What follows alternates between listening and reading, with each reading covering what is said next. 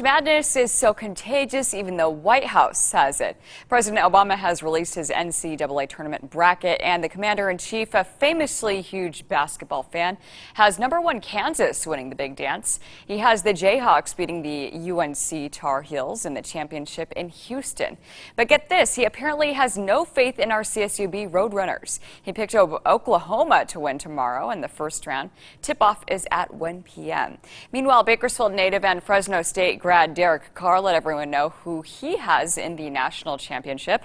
The Oakland Raiders quarterback tweeted out, "I have Cal State University, Bakersfield, and Fresno State in the final game, #March Madness." We'll have continuing coverage of the CSUB runners with